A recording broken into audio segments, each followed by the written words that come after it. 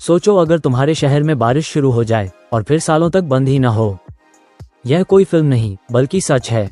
भारत में नहीं बल्कि मेघालय के मौजिनराम नाम की जगह पर दुनिया की सबसे ज्यादा बारिश होती है।